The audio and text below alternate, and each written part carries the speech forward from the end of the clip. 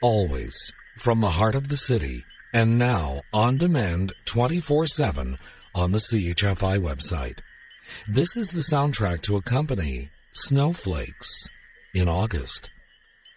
And I'm Don Jackson, around the world on the internet. David Mallon from The Invisible Universe, published by Little Brown, wrote, "Insulated from the natural world, few of us nowadays stand silent beneath a starry sky that remains unblemished by artificial light. Yet the eternal nightly show is one of nature's most subtle and moving experiences. It is a spectacle that arrives slowly, changes gradually, and then slips imperceptibly away night after night, year after year, in utter silence. It is an experience our ancestors knew well, and it provoked them, as it should in us, deep questions of meaning, of origins, and of destiny."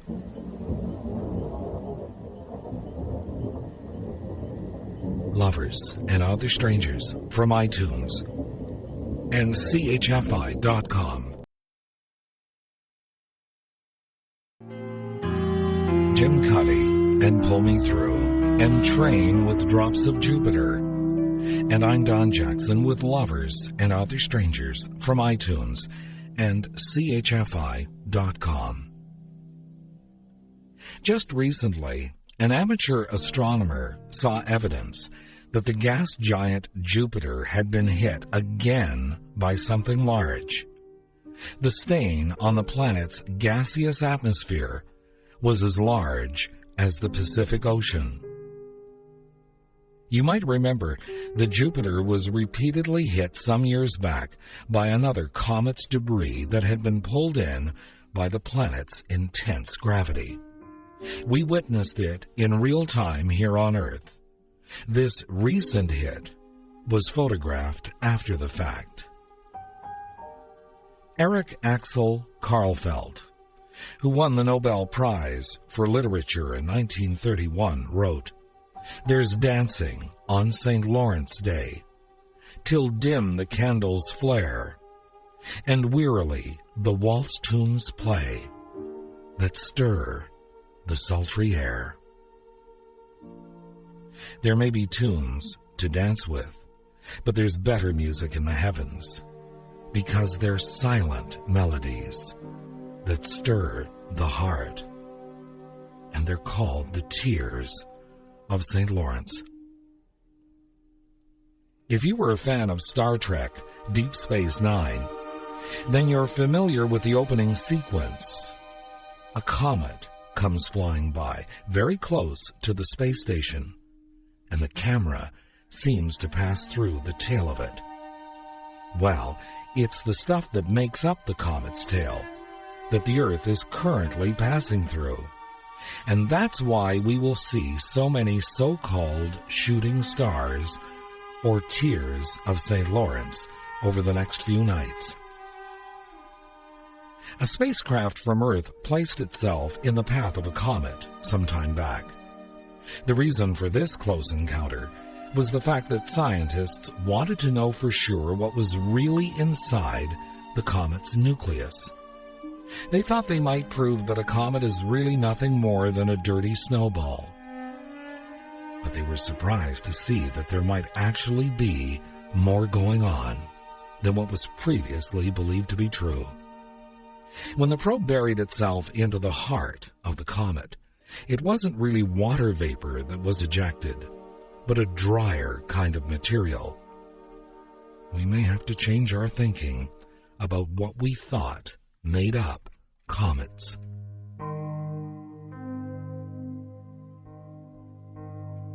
And it really is a big deal for some to see their first shooting stars. But for others, no more special than all the other milestones in life. Sheila B. Cabrera, and quoted in the July 94 issue of the Reader's Digest, said, "As I age, I refuse to deny my years. When asked at 30, I'll be 30. When the question comes up at 45, I'll take 45. For what year could I subtract? The one in which my son or daughter was born? Or the year I first fell in love? How about one less favorable, like the year I came down with pneumonia, or one of those grief-filled years spent saying goodbye to someone close? Maybe I could choose the seemingly insignificant. That year I saw a falling star, or the one spent not enthralled with life, just content with it. No, I think I'll keep them all, the good years, the bad, and even the not-so-memorable. To deny one would be to deny myself, because added up, they are my life. Unquote. Lovers and Other Strangers from iTunes and CHFI.com.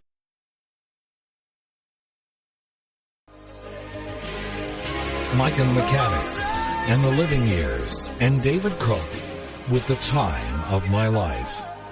I'm Don Jackson with Lovers and Other Strangers from iTunes and CHFI.com.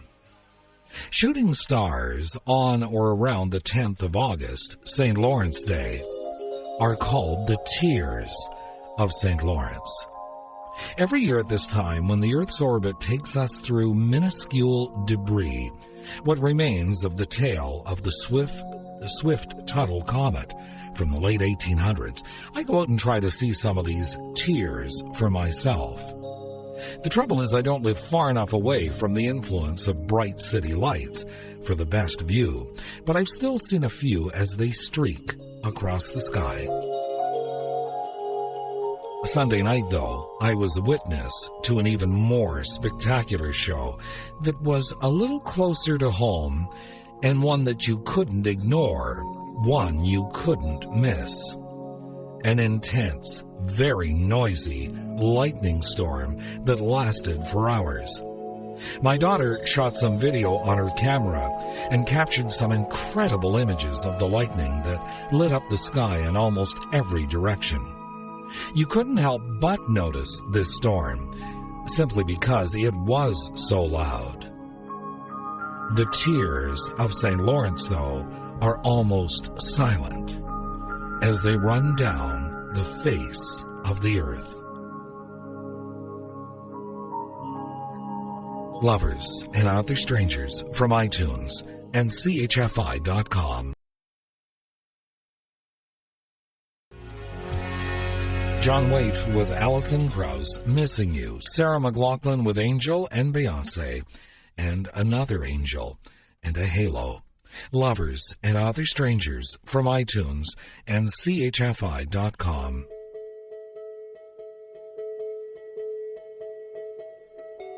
On a warm summer night, we might be tempted to look up at the stars and see the familiar constellations overhead. But of course, the stars themselves aren't written in stone. Look at the remnants of a supernova, and you quickly discover that stars are born, live, and yes, they age and die.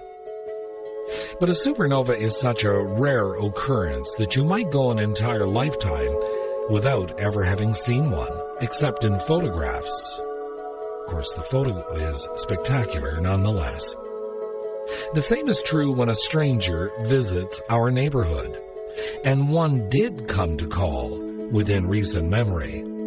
Some said that it was one of the closest and the most spectacular visitation in almost 1,000 years. And I could understand why, standing in my backyard, looking up at Hale Bopp some years back.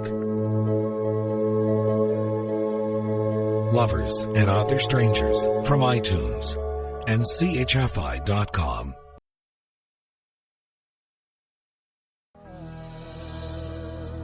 Michael Buble with Everything, and David Gates and Bread, and If. I'm Don Jackson with Lovers and Other Strangers from iTunes and CHFI.com.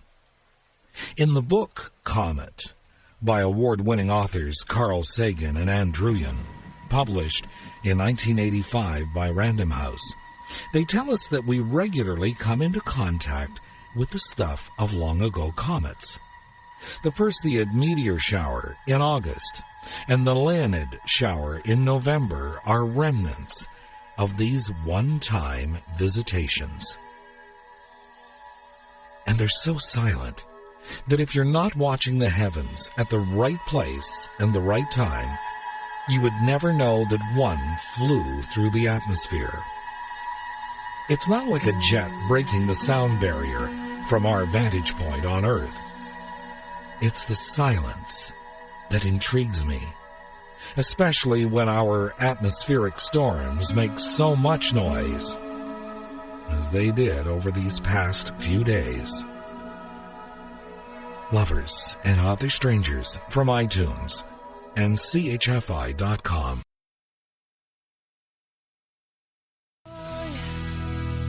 Colbie, Caillat, Falling for You, and Eric Clapton and Change the World. Lovers and Other Strangers from iTunes and CHFI.com.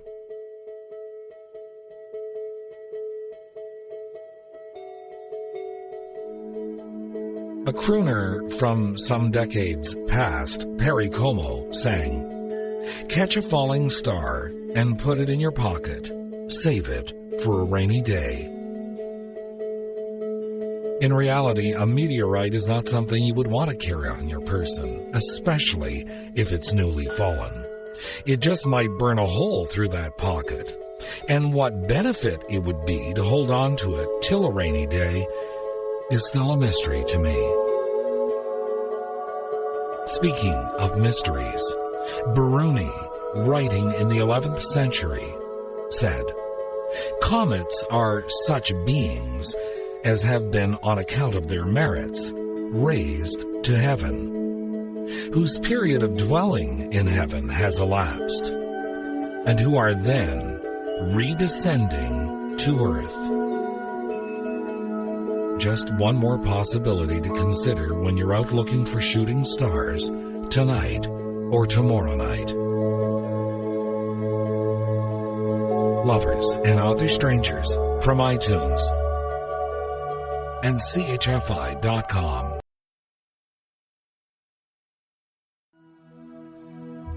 Good night, sweet dreams. I'm Don Jackson.